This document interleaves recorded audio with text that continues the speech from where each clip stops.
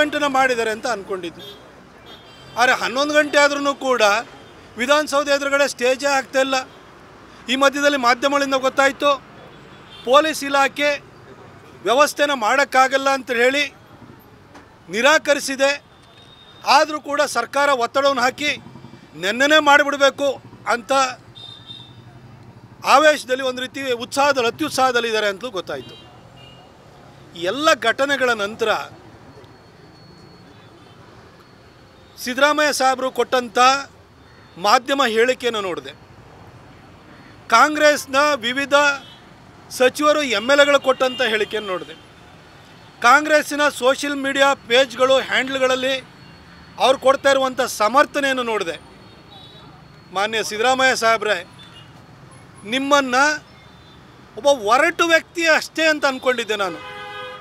ಆದರೆ ನಿಮ್ಮ ಹೇಳಿಕೆ, ನಿಮ್ಮ ಪಕ್ಷದ ನಿಲುವು, ನಿಮ್ಮಗಳ ಸಮರ್ಥನೆ ನೋಡಿದ ಮೇಲೆ ನೀವು ಒರಟು ವ್ಯಕ್ತಿ ಮಾತ್ರ ಅಲ್ಲ, ನೀವೊಬ್ಬ ಇನ್ಸೆನ್ಸಿಟಿವ್, ಇರ್ರೆಸ್ಪಾನ್ಸಿಬಲ್, ಸಂವೇದನೆ ಇಲ್ಲದಂತಹ ಒಬ್ಬ ನಿರ್ಭಾವಕ ಮನುಷ್ಯ ಅನ್ನೋದನ್ನು ನೆನ್ನೆ ನೀವು ಇಡೀ ರಾಜ್ಯಕ್ಕೆ, ದೇಶಕ್ಕೆ ನಿರೂಪಿಸಿದ್ರಿ. ನೀವು ಏನು ಸರ್ ಸಿದ್ದರಾಮಯ್ಯನವರೇ, ವಿಧಾನಸೌಧ ಎದುರುಗಡೆ ನೀವು ಶಾಲು ಪೇಟ ಹಾಕಿಸ್ಕೊಳ್ಳೋಕ್ಕೆ ಪ್ಲೇಯರ್ಸ್ ಬರ್ತೀವಿ ಅಂತ ಹೇಳಿದ್ರ?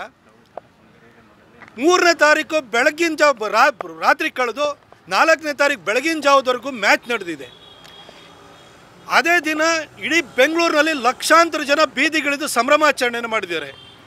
ಇದ್ರ ಮಧ್ಯದಲ್ಲಿ ಆತುರವಾಗಿ ನೀವು 4ನೇ ತಾರೀಕಿಗೆ ವಿಧಾನಸೌಧ ಎದುರುಗಡೆ ನೀವು ಪೇಟ ಶಾಲು ಹಾಕಬೇಕು ಅಂತ ನಿಮ್ಮ ಮೇಲೆ ಯಾರು ಒತ್ತಡ ಹಾಕಿದರು? ಇಷ್ಟಾಗಿಯೂ ಕೂಡ ನೀವು ಅಲ್ಲಿ ಕಾರ್ಯಕ್ರಮವನ್ನು ಅರೇಂಜ್ ಮಾಡ್ತೀವಿ ಅಂತ ಹೇಳಿ ಓಪನ್ ಆಗಿ ಟ್ವಿಟರ್ ಫೇಸ್ಬುಕ್ನಲ್ಲಿ ಪೋಸ್ಟ್ ಮಾಡಿದ್ರಿ, ನೀವು ಬನ್ನಿ ಸಂಭ್ರಮಾಚರಣೆಯಲ್ಲಿ ಭಾಗಿಯಾಗಿ ಅಂತೇಳಿ. ಇವತ್ತು ಮಾತಾಡ್ತಿರೋದು ಏನು ನೀವು? ಇಷ್ಟೊಂದು ಜನ ಬಂದ್ಬಿಟ್ರು, ನಾವು ಹೆಂಗೆ ಅದನ್ನು ನಿಭಾಯಿಸೋಕ್ಕಾಗುತ್ತೆ ಅಂತ ಹೇಳ್ತಿರಲ್ಲ ಸಿದ್ದರಾಮಯ್ಯನವರೇ.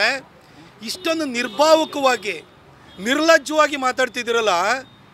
ವಿಧಾನಸೌಧ ಎದುರುಗಡೆ ಸ್ಟೇಜ್ ಹಾಕಿಸಿ ನಿಮ್ಮ ಮೊಮ್ಮಗನಿಗೆ, ಚೀಫ್ ಸೆಕ್ರೆಟರಿ ಮಗಳಿಗೆ, ನರೇಂದ್ರ ಸ್ವಾಮಿ ಮಗನಿಗೆ, ಜಮೀರಣ್ಣನ ಮಗನಿಗೆ ಫೋಟೋಗ್ರಾಫು ಆಟೋಗ್ರಾಫು, ಕಂಡೋರ ಮಕ್ಕಳಿಗೆ ಸಾವಿನ ಬಳುವಳಿನ? ಎಷ್ಟು ಇನ್ಸೆನ್ಸಿಟಿವ್ ಇದ್ದೀರಿ ಸರ್ ನೀವು? ಅಲ್ಲ, ನೀವು ನಿಮ್ಮ ಸಚಿವ ಸಂಪುಟದಲ್ಲಿರುವಂತಹ ಮಹಾನುಭಾವರು, ಆ ಕಲಘಟಗಿಯ ಲಾಡು, ಆ ಕಲಬುರಗಿಯ ಪ್ರಿಯಾಂಕಾ, ಏನು ಉತ್ತರ ಪ್ರದೇಶದ ಮುಖ್ಯಮಂತ್ರಿ ಯೋಗಿ ಆದಿತ್ಯನಾಥ್ ಅವರಿಗೆ 60 ಕೋಟಿ ಜನರಿಗೆ ಅವಕಾಶ ಮಾಡಿಕೊಟ್ಟಂಥ ವ್ಯಕ್ತಿಗೆ ಕಾರ್ಯಕ್ರಮ ಹೇಗೆ ಅರೇಂಜ್ ಮಾಡಬೇಕು ಅಂತೇಳಿ ಹೇಳ್ಬಿಟ್ಟು ಪಾಠ ಹೇಳ್ತಿದ್ರಲ್ಲ.